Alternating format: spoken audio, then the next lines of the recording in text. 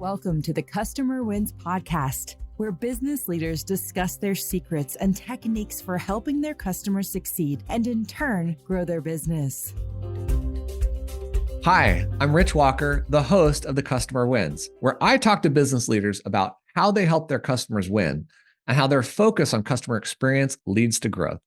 Some of our past guests have included Clifton Schaller of FutureVault, Tom Riemann of Practice Intel, Daniel Yu of FinMate AI, and Whit Lanier of Amplify Reviews. Today, I'm excited to speak with Abby Morton, the Director of Customer Success at Elements. And today's episode is brought to you by Quick, the leader in enterprise forms processing. When your business relies upon processing forms, don't waste your team's valuable time manually reviewing the forms. Instead, get Quick. Using our Form Extract API, simply submit your completed forms and get back clean, context-rich data that reduces manual reviews to 1 out of 1,000 submissions. Visit quickforms.com to get started. All right, I'm excited to talk to Abby. Abby Morton is the Director of Customer Success at Elements and a financial advisor at Dentist Advisors. While at Elements, she has also held the roles of Chief of Staff, Head of Community and Culture, and Marketing Partner and Manager. Abby started her career at Goldman Sachs as an analyst and then eventually earned her CFP. Man, that's hard. Abby is a strong advocate for fostering positive employee experiences while aiming for enhanced customer satisfaction. She believes that when a company prioritizes caring for its employees, customers will have a better experience when interacting with them. Well, our podcast is done. That was exactly what I wanted to hear. Abby, welcome to the Customer Wins. Thank you for having me. We're done. We don't need to say anything else. That bio was great. I don't know who wrote it, but props to them. I actually hit on a cultural point that I love. So we'll come back to that. Okay. So for those who haven't heard this podcast before, I love to talk with business leaders about what they're doing to help their customers win, how they built and deliver a great customer experience, and the challenges to growing their own company. Abby, I want to understand your business a little better. How does your company help people? Yeah. So as you mentioned, I am the Director of Customer Success at Elements, and Elements is basically a new FinTech software. So we've been around for about 3 years now. And really, like, our ultimate goal and mission is, think of when you go to the doctor, right? And you have certain vital signs, right? Blood pressure, height, weight, all of those different vital signs to help you know if you're healthy. We are basically that for your financial life. So we help distill a person's financial life into 12 key financial vital signs to help them know how healthy they are. And if they're not, then the area that they need it to improve on, the advisor and the end client can work together to basically improve their financial health. That is awesome. Only 3 years. I feel like you guys have done such a great job with your brand because I thought you've been around for 6 or 8 years by now. Oh, really? Seriously. That's great. No, Awesome. that is awesome. Okay. Talk about this idea of health, because health is very subjective, I would think. Oh, Is totally. how do you guys define it? How do you know if somebody's quote unquote healthy? Yeah, I love this question. Great segue. So there's a couple different ways to know if somebody's healthy, right? Especially in the financial world. You can be healthy compared to your peers. You can be healthy compared to just like industry accepted standards, right? Everyone knows you should have an emergency fund, right? And your emergency fund should be 3 to 6 months of savings, right? Of cash on hand, right? And so there's a number of different ways you can measure how financially healthy somebody is. And we believe it's not just their net worth, right? Or just their income, which is why we believe in all of these financial metrics that we've created. Now, these financial metrics are not new, right? It's about your liquidity and your savings and your debt, right? Making for sure you have enough insurance coverage, making for sure your investments are managed appropriately. So the concepts that we've come up with at Elements are not some newfound financial metrics, right? It's literally just helping you understand and know, like, how much of your income is going to your debt? How much of your income are you saving, right? Those are two of we call it savings rate and debt rate, right? Some other metrics that we love is how much liquidity do you have on hand and how many years could you live off of that liquidity, right? That helps somebody know, right? If I have 1 year worth of liquidity, if I was to lose my job, like, oh, I'd be okay because I have available liquidity for about 1 year, right? And so all of these metrics that we're helping, it's just to help advisors know at a quick glance where this person needs to focus on.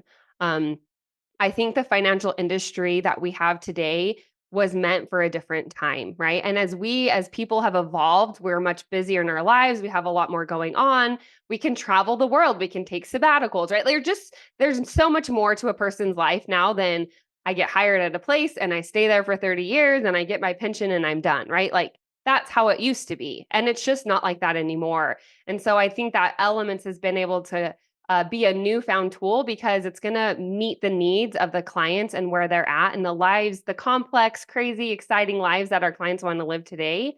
That's what Elements is going to help these advisors do, is help them know at every step along the way with where they are right now, how healthy they are, and if they're taking the right steps to then be okay in retirement, right? Um, One of the things I love about what you said is you're focusing on the behavioral change of people. I mean, yeah, think back to the 80s, everybody read the newspaper and they were looking at small black and white print and they were used to being on paper. So if you got a Morning Star report on paper or a statement on paper, that was perfectly fine. Today, we're all icons. We all have yep, our iPhones and our tablets and we're pointing and clicking on really graphical things. And this is one of the things I think about Elements because you guys are graphical in that way. And I'm just talking about your brand because I haven't actually had an Elements report for myself. yeah. Well, we Um, should change that. I'll get you one after this podcast. Perfect. This will help me so much with my wife. She thinks our liquidity should be all of our money. Well, and yeah, so it's just little things like that, right? Some spouses want literally every penny sitting in liquid assets, right? Others want to build up this huge real estate empire and put every dollar into real estate. But the problem with real estate is it's not that easy to liquidate, right? It takes time, right? You can do it, right?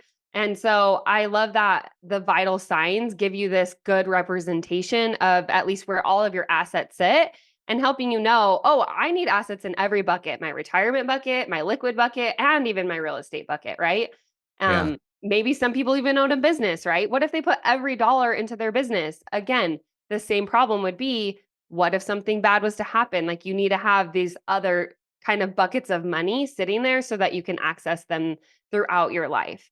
And so it's things like that that are helping distill someone's finances into a very simple, easy pattern because I feel like so much of the tools that we have right now were built for the advisor, right? Mhm. They were built so that an advisor could do this complex scenario analysis and model out all of these different scenarios that might potentially happen. And if all of these different 100 scenarios happen, Mr. and Mrs. Client, I still know you're going to be okay. But those are all assumptions, right? And it Yeah. gets complex. And the clients are like, I lost you at step 1, like, I'm still confused. And so we wanna just provide a way with these vital signs for a client to be like, "Oh, I get it. Like, this is my liquid bucket, and this is what liquid means, and this is my retirement bucket, and, like, I need to have so much of my income going to savings. Right now I have 5%, but I should have 10. Okay, like, let's work on those steps to help me get there," right? It's just so much more present and real, and we're not, like, putting all of these things into the system that don't make sense or that are I shouldn't say don't make sense, but that are assumptions, right? They're not their current reality. No one really knows if that's what's going to happen. So Yeah. that's why I think it's so great.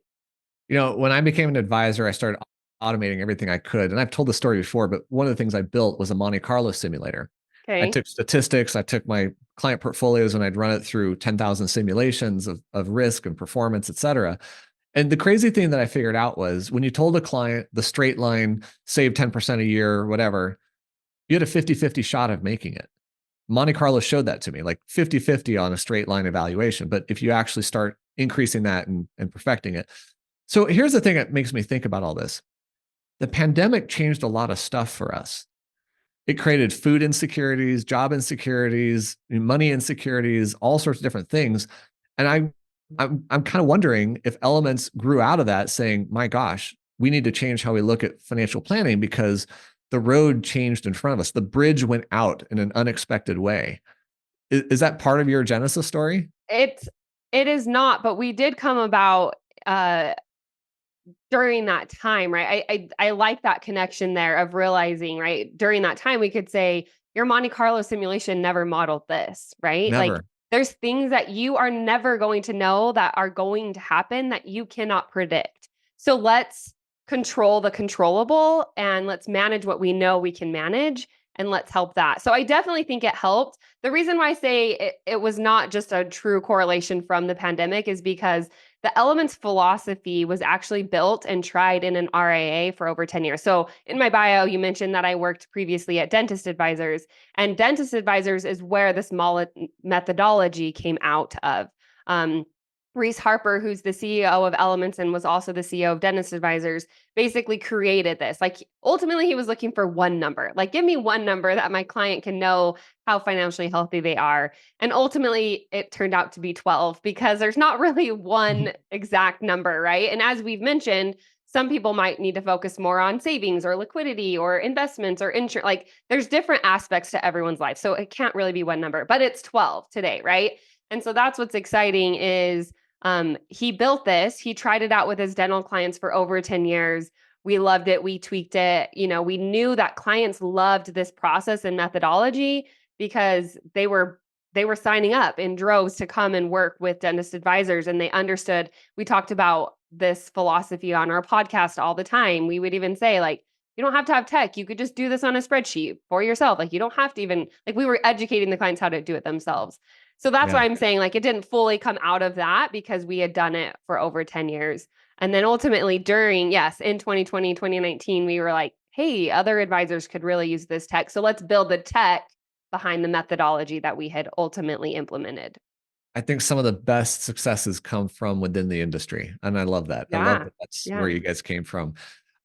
So your product, you say it's for advisors, but clients actually do get a report, right? And do they access it at real time, or is it once a year? What's kind of the pattern you see advisors using your tool? Totally. So we sell our tech to financial advisors. And I think ultimately why we went to advisors and not end consumers is because we believe, like, financial planning, it can be complex, right? It can be super easy. And there's basic things that you need to do to, I think, put together a good financial plan. But ultimately, it's always nice to we call it, like, do finances with a buddy, right? Like, have this buddy in your corner to help you to understand what you're doing, to validate what you're thinking you want to do, and just to make for sure you're on the right track. So that's why we went the advisor direction. We feel like ultimately to help the end consumer, the client of the advisor, feel good about their money is working with an advisor. So that's why we went that direction. But yes, ultimately, the advisors will ask a client to onboard themselves, or the advisor will onboard the client, whatever process they want. But then it's a mobile interface that the client and the advisor work together. They can understand what each of their scores are, and then the advisor can even set a specific target, right? Like I mentioned the savings rate example. Mr. and Mrs. Client, you're at a 5% savings rate, but I really think we should work to get you to a 10% savings rate. And here are the things that we're going to do together to make for sure you work there. And with each of the 12 metrics, the advisor can do that. And so it feels like a bit of a gamification where I know I'm here and I know I want to be there. And these are the things that we're going to do together to get there. Right. And so it's really like, we built our tech to make for sure the end client, like, it makes sense to them. It's colorful, it's pretty designed, right? So they want to be engaged in it. So yes, I would say it's ultimately, we always have the client in the back of our mind, right? Like, what's going to make them happy? What's going to make them understand their finances the best? So are you seeing clients, the actual investors, using this tool like in real time? Hey, I lost my job. Let's put that into the model and see how it impacts me. Or I have higher expenses this year, inflation, whatever. So my savings rate's coming in. Do you see them proactively going in and changing the information to then see the impact of the score and figure it out? Or is it more reactive? The advisor is saying, hey, client, you told me this changed. Let's go look at the results now and see where you're at. Yeah, I would argue it's a little more reactive. I think the client could look at their element signs and start to think about, okay, this happened in my life. How could this potentially affect my element scores? But I definitely don't think the clients are going in and, like, changing and modifying anything. I think ultimately we would love to have that one day, like, kind of a scenario analysis, right, tool where clients could do that. It's definitely not what we have built out today. But yeah, it's definitely a way that I can have some peace of mind knowing that if I lost my job and I have a liquid term score of 2, I have 2 years, oh, like, I'm gonna be okay. Like, I don't have to drastically change everything about my lifestyle. Now, yes, if you lost your job, you likely would change some things about your lifestyle, but it's maybe that peace of mind that you're gonna be okay. So definitely Yeah. thinking they're reaching out to their advisor, talking to them about that change that has happened, and then working through it together with them. Yeah. Okay. So let me ask a question early on. that I normally save till later. Let's talk a little bit about artificial intelligence, because maybe this plays into what you're seeing. What are you guys doing with artificial intelligence, and how do you see it impacting your customer Yeah. experience? Yeah. We definitely, I mean, all of the people in our company, we love AI. We use it just internally as, as employees to try to be more efficient at our jobs. I have lots of tips and tricks about how just to do it better with, my role as a customer in a customer success role. In terms of how we plan to incorporate AI into our product, we have lots of ideas, and I think we're actually going to start building out some things this next quarter. So I don't know that I can give any large insights into exactly what we're building, but we've talked about meetings, software, right? Dictation software, right? I mean, ideally, Elements is the place where the advisor and the client go when they have a meeting, right? Because all their financials are there.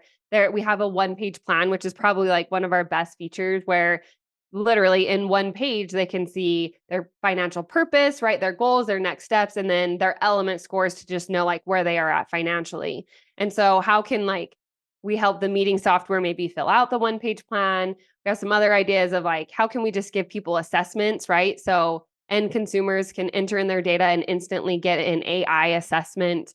There's pluses and minuses to doing that. Some other ideas have been just building out some additional features. We actually have a feature that now today it's oh, it looks like AI built that, but we actually built it before AI was a thing.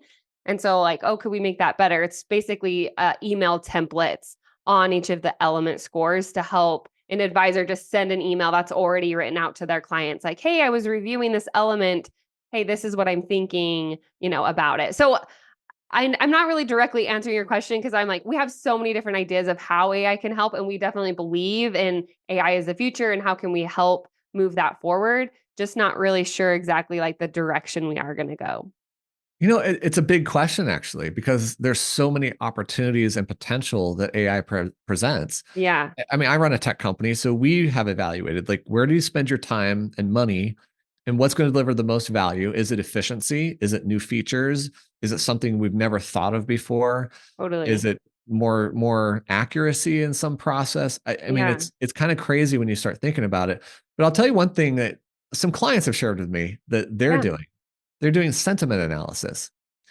And to me, that's a little bit scary. They're looking at somebody's facial reactions to looking at the number, oh, your risk profile is this, your time horizon is this, whatever it might be.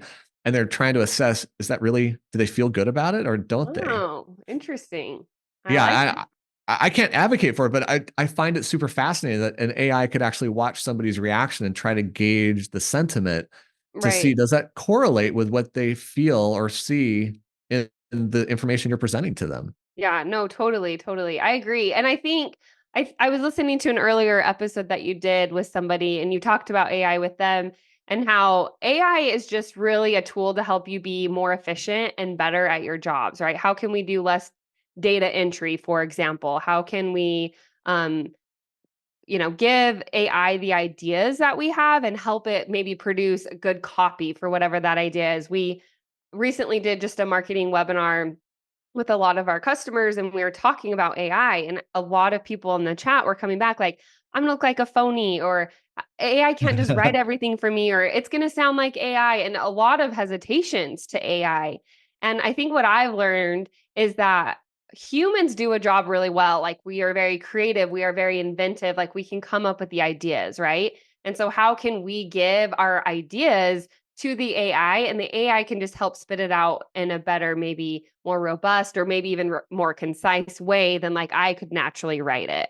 And so I think that's an important aspect. And I love that you kind of felt that same sentiment in your previous episode, where AI is just going to help us do our jobs better. It's not going to replace our jobs. Do you Yeah. am I Yeah. am I No, reiterating that that's correctly? how I look at it. I see it as a tool. If you didn't learn Excel and Microsoft Word back in the 90s, you got left behind, right? If you Yeah. didn't learn to type fast, you got left behind. And today it's no different with AI. If you don't learn how to use AI as part of your daily life in some manners. Now, you can do that easily by buying tools that just incorporate AI and you don't know it because it just Yeah. does it. Or Yeah. you can go get a Chat GPT, a Claude, or something and start leveraging it by prompting it. But nonetheless, I think we in our jobs, everybody, I've challenged every person in my company to do the same. Figure out how AI can help you. And that's it, because you're not going to get replaced by AI. You're going to get replaced by people who learned AI better than you, I like because it's that. just a tool. I think that's good framing, and thinking about when you didn't know how to use Word and you didn't know how to type, you're right. Like you did get left behind. And so I found it also helpful playing around with AI, but then also having coworkers or a community of some sort, right? That you can talk like, hey, this is what I was trying in AI and it didn't work. And what have you tried? And sharing your tips because it's so new. I feel like people are using it and playing around with it in different ways. And so we can definitely learn from each other. So I Yeah. liked that. Like we have this community of my coworkers all sharing how we use it and to be more efficient. Cause you're right. Like we will get left behind if we don't know how to use it. Yeah. I think pretty soon you're going to see job descriptions that have the line AI trained in X, or Yeah, AI complementary skills or something, right? it's so true. Okay, so let's switch gears. I want to go back to your role. And one of the things in your bio, which I'm not going to reread, but we'll paraphrase it, is the belief that how you treat your employees is kind of how you treat your customers. Where does that stem from for you? And Yeah. explain how that manifests? So one of the awesome things about a tiny bit of a backstory. So I worked at Dentist Advisors. I got my CFP and started to become an advisor there. Elements, like I said, came from Dentist Advisors. So I didn't like apply for a new job at Elements. It was just like, hey, this company is coming out of the other company, right? And would you like a position over here? Yes, I do, right? So I was probably employee, I don't know, 5 or 6, right? One of the first employees at Elements. And obviously, one of the most important things is thinking about the culture of the company that you're wanting to build. And I think I owe a big testament to Reese Harper, our CEO. Like that has always been a big deal to him, is like creating and establishing the right culture. And I've learned a lot through him throughout the years of just being able to like sit in conflict with people, being able to disagree with people, and like working through those challenges, because then we're all going to come out better on the other end because of that, right? And so Mhm. I've loved learning that from him. But I think like understanding from him how important a culture is, we also then decided like I think actually because of COVID, we're going to be a remote, basically virtual company, right? So we all work from home. Now, a lot of us sit in Utah just naturally because we came from Dentist Advisors, which is also sitting in Utah. But culture is, I think, almost more important when you don't have a physical like office space to go to, right? Oh yeah. And and so we've established quarterly get-togethers where we fly everybody into Utah, and I actually get the pleasure of planning those activities and putting them together and being really creative about what do we do that can bring people together. And we're always there's a committee of 3 of us, and we're always thinking about, how can we help the development team talk to the sales team and talk to the CS team, right? Because I feel like when you do those types of activities, everyone just tend to gravitate to the people they know, right? The devs will talk to the Right. devs and the sales will talk to the sales, and you're not accomplishing the goal. And so we've always been very intentional about the types of activities we plan and the things that we do when we get together, and making for sure it's almost like forced interaction in a way, right? Like we put always people on teams and make for sure the teams are a very diverse mix of all the different organizations in our company. And I'm kind of telling the story just because I think it goes back to our culture, right? And who we are, and being able to know that like I'm here with like I feel like my friends, like my coworkers, right? Like I can rely on you, you can rely on me, we can trust each other. But we also can like work through hard challenges and hard problems. It just goes back to like if I love what I do and the people that I spend my hours with day in and day out, like I'm going to be a better employee, I'm going to do a better job, and therefore I'm going to build a better product for those, that are receiving the end of my product. So like it really just trickles down, if your employees are happy. So I don't want to create a royal we here, but I identify with everything you just said. And essentially what you said are the 4 cultural tenets of my company, Okay. which Yeah. is we love what we do. We must provide outstanding service, and that's to each other first, and then to our Uh-huh. customers. Yeah. We must design products that are so easy to use that you don't need a user guide. And the fourth is we do what we say we're going to do. It's accountability, it's trust, it's transparency. Yeah. And so I asked this question because we're seeing tremendous success with our customers, the loyalty, their happiness, their satisfaction, the scores that we get. And I attribute it to the fact that we treat ourselves really, really well. Yeah. And to hear you talk about that just is so validating, and I love it. And I really, really hope more companies can adopt that kind of internal ethos of we're going to treat each other really well because we work together. We're on the same team, for crying out Yeah. loud. Yeah. Well, it feels like when you say it like that, right? Like our end clients are going to be better because our employees are happy. It feels counterintuitive, right? It doesn't feel like it could work. But I mean, I've learned from multiple different, I know there's other, right, companies that are out there doing the same thing. And it goes to show that like the company overall thrives and the employees are happy. So I I have agree. a simple kind of analogy to prove it in my own head, which is if you want to stop using curse words and swearing out in public, you have to stop doing it in your house, Yeah. right? You Yeah. can't do it in one place and expect to not do it in the other places. Yep. It's true. I like that. That's a good one. Yeah. Okay. So let me ask you another question. Your business is about helping advisors understand the health of their clients, and for clients to understand their health. How do you know in customer success, how do you know the health of your customer? How do you track that? Yeah, this is a great question and something I think that we're always evolving with as to how we really know that. Obviously, we can track like time in app and how many clients they've added to the system. Those obviously are like the easiest indicators of knowing if they're happy and healthy because obviously they're in the product a lot and they're adding clients. So therefore, they must be liking it, right? Um, Now we've talked a lot about, okay, maybe if they don't do that, right? There are some advisors who they really only have 10 clients right now. So, and maybe Mhm. they've added all 10.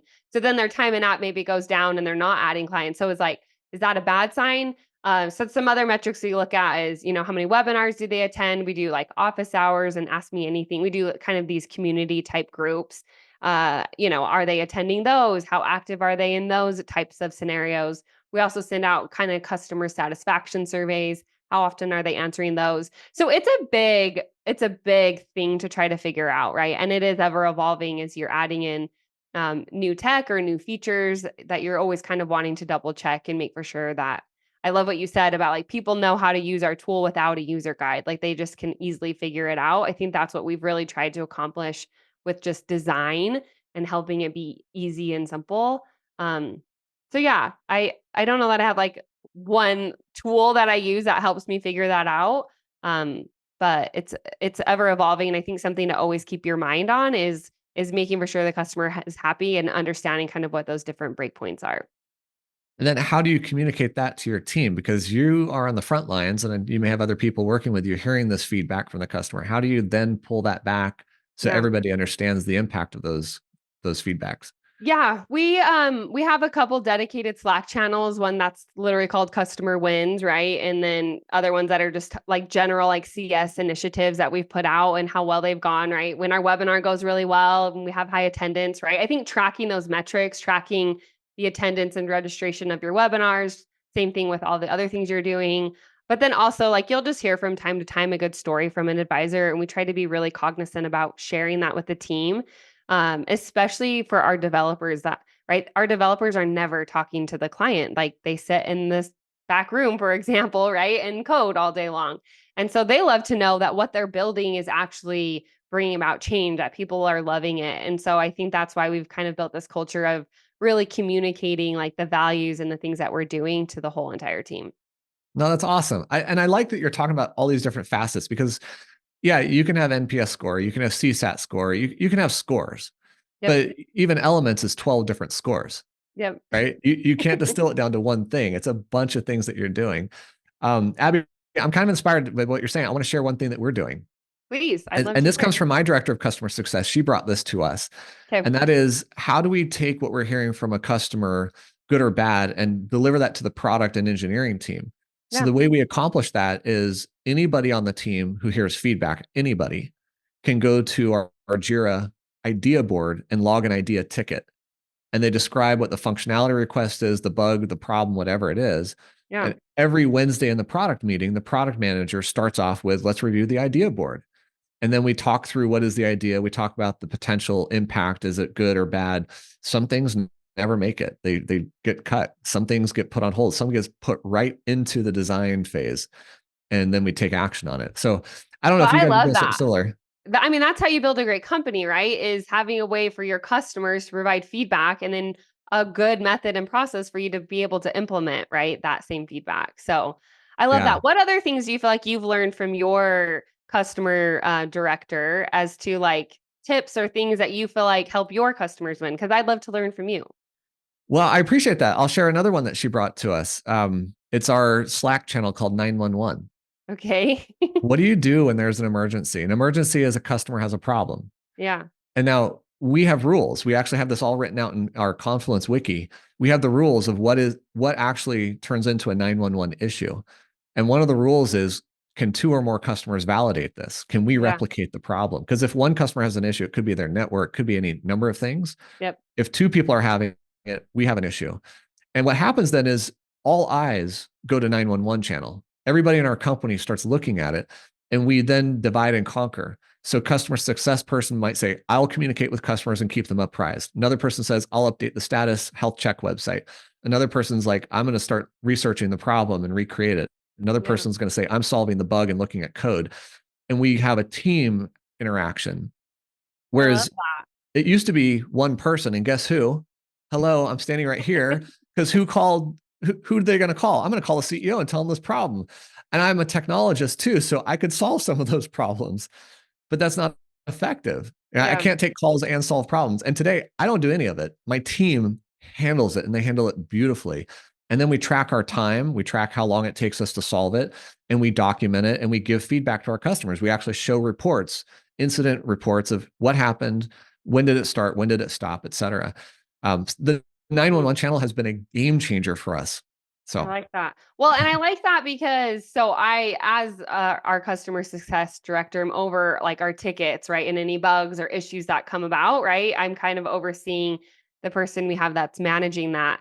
And we have had incidents like that. I mean, we call them incidents, right? And it's normally the support person and a couple members of the dev team who are all hands on deck. But I like what you're saying is it should almost be a little broader than that, right? How can someone from customer success also be watching that? And if it needs to be communicated with clients, therefore you are, and everyone's jumping in to kind of help, kind of alleviate or ease the pain, right?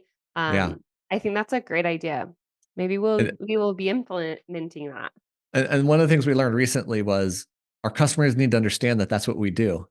because they may not get the feedback immediately because we're researching and they're like, are you listening to me? Do you Yeah. know I have this problem? My customers are upset. Hey, and we're like, yeah, there's 18 people working on this right now. Yeah. No, that's fair. I mean, that goes back to something even in financial planning that we talk a lot about is advisors do all of this work for their clients, but oftentimes they never tell the client that they do all of that work. And so Yeah. if we just had an easy way to expose, hey, Mr. and Mrs. Client, I checked out your savings rate today and you're looking great. Like, good job. No, Yeah. we don't need to meet. I just want to let you know that like I got eyes on your financial health and I know what's going on. I think that applies in so many different aspects of life, right? Like literally just even a bug ticket that comes across. Like people need to know that you have eyes on that and that you're doing something about it. I mean, I just realized how long we're going, and I love talking to you. So we should have a second episode and just talk about tactics. This is so much fun. I have to wrap up here, and I want to ask you another question. But before I do that, what's the best way for people to find and connect with you? Yeah. So me individually, LinkedIn is probably the easiest. Just Abby Morton there on LinkedIn. I also am the co-host of our podcast at Elementality. At Elements, the podcast is called Elementality.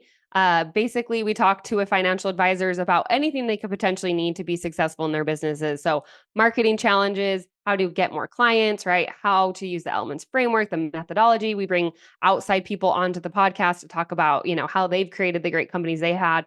It's a really great podcast, a really great like introduction to understanding what Elements is. But then if you really want to deep dive, you can go to our website, getelements.com and check out exactly what we're doing there. Awesome. That's perfect. Yeah. All right. So here's my last question. Who has had the biggest impact on your leadership style and how you approach your role? Yeah. So I honestly think the biggest person that has had an impact is our current president and COO, Wade Anderson. And the reason why is so Wade came into this company probably about 18 months, maybe 2 years ago.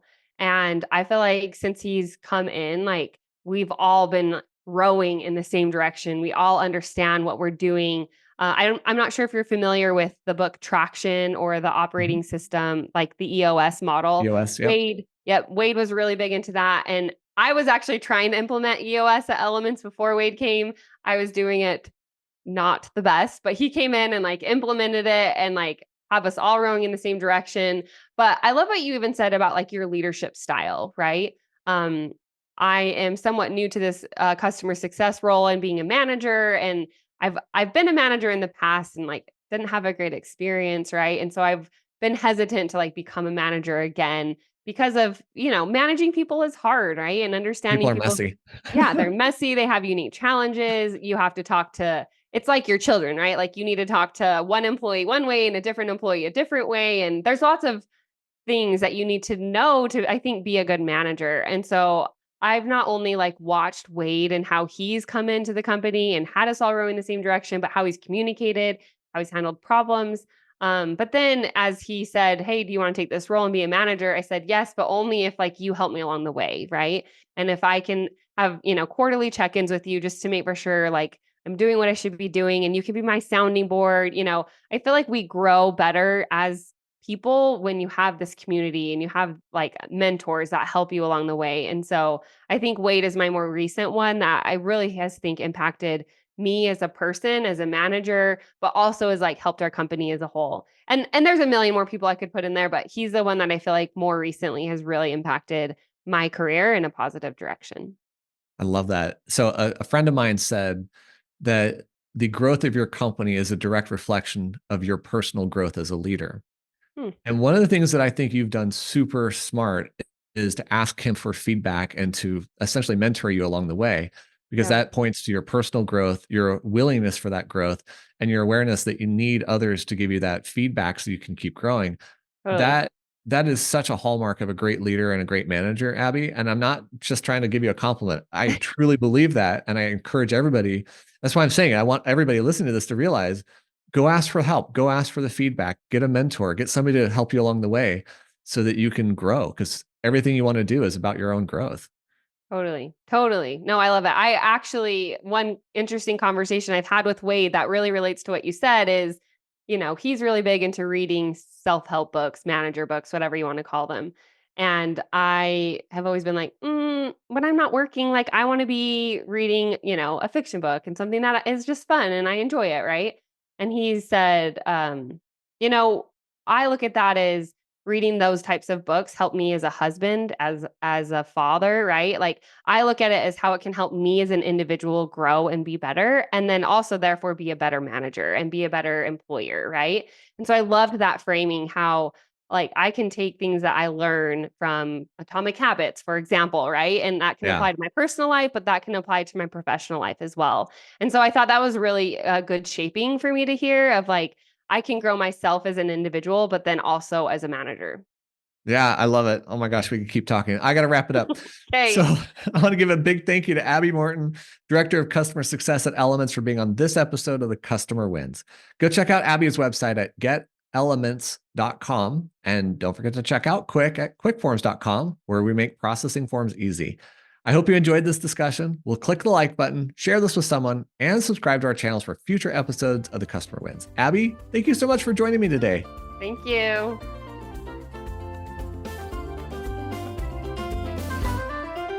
Thanks for listening to the Customer Wins podcast. We'll see you again next time, and be sure to click subscribe to get future episodes.